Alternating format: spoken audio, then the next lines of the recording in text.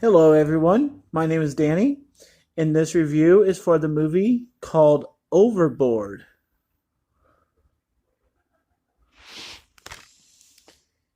In a splashy new twist, Overboard focuses on Leonardo, a selfish, spoiled, rich playboy from Mexico's richest family, and Kate, a working class single mom of three, hired to clean Leonardo's luxury yacht. After unjustly firing Kate and refusing to pay her, Leonardo falls overboard when partying too hard and wakes up on the Oregon coast with amnesia. Kate shows up at the hospital and, to get payback, convinces Leonardo he is her husband and puts him to work for the first time in his life. At first miserable and inept, Leonardo slowly settles in. Eventually, he earns the respect of his new family and co-workers. But with Leonardo's billionaire family hot on their trail and the possibility of his memory returning at any moment, will their new family last, or will Leonardo finally put the clues together and leave them for good? That's the description of the movie. That's like the longest description I've ever read. Wow. This is a 2018 movie running 112 minutes, rated PG-13, and it stars Eugenio Derbez, Anna Faris, Ava Longoria, and John Hannah. Well, the first thing I want to say is that I did wait to see this movie. I think it hit theaters and not many people saw it because it is a remake, because it looked silly, because it looked like, just a joke. And so I was kind of in that boat and I didn't expect much out of this. So it's like when you're thinking that way about a movie for months and then you finally see it, that's kind of what you're going in with. And just, a lot of movies that they remake just are not worth our time. So I just figured that'd be the same thing. So when I went into this, I started watching it and I was like, oh, that is a nice little twist. Oh, that is some kind of cool stuff happening. So I went into it kind of with a fresh mind as much as possible, but that is kind of the how I went into watching it. And at first, I was like, okay, so this guy is like horrible.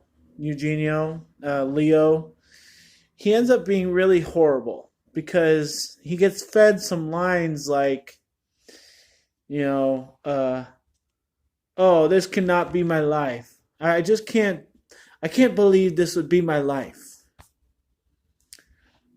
Dude is supposed to have amnesia, not knowing what his life could be because you don't remember anything.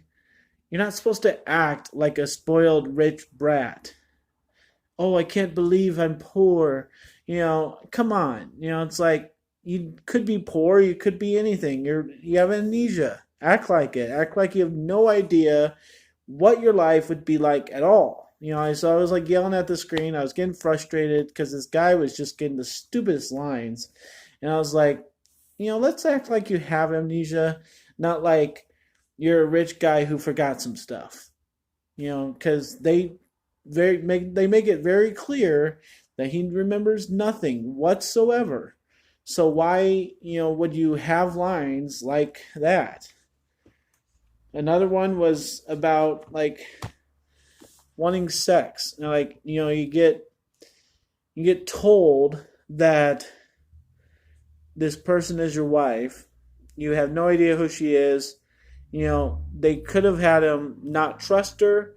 They could have had him, refuse to do things. They kind of had him run away, but they don't really have him act like he doesn't trust this woman that says she's his wife, like at all. And then all of a sudden he wants sex from her, like the first or second night. And I'm like, what? So like you're tending towards your habits of being like this sex crazed maniac, but you don't remember anything. So it wasn't making sense. I was getting really frustrated. And then the movie turns a corner. And I think it kind of started when this whole deal goes down and, like they start connecting and they start trusting each other. And I just, like, I was into the movie. I just watched the rest of the movie after the point of being frustrated and getting some really stupid lines and acting and all that. And I thought that'd be the whole movie, and that's how I went into this movie thinking was it was just gonna be some silly, stupid remake. This is not at all. Um, Nobody else is gonna care about this, but I do. Is it's in Oregon, and they're like all Seahawk fans, and they all wear Seahawk garb all the time. And my team is the Seahawks. See my Seahawk hat over there, my Seahawk poster. So, yeah, that was very cool to see all the Seahawk stuff, to have Seahawk dialogue. Any sports fan, I think, would pretty much like this movie because it does, have that as a connector between the children and Leo, that they can bond over things, and it just goes more and more, and the Seahawks help. And it's just tremendous how, like, I try to follow the Seahawks by living very far away from Washington, and people there, it's like a lifestyle thing, dude. Like, if you don't wear a Seahawks shirt every day, if you don't watch the games and you don't have, stuff, and you don't, if you're not totally into it, then you just don't fit in. It's incredible. And so I liked how this movie painted that, because the Seahawk fans truly are one of a kind, I think. And this was a nice little picture into that world for me. And I think other people should appreciate it because it really does connect this kind of makeshift family and everything. So, and then it just gets really funny, and it's like heartwarming funny. There's been some tremendous, wonderful family movies out there, and this is just plain one of them. This can stack up against anything else that you want to stack it up against. It is wonderful just to watch and enjoy. And you could cry, you could feel some heartwarming things.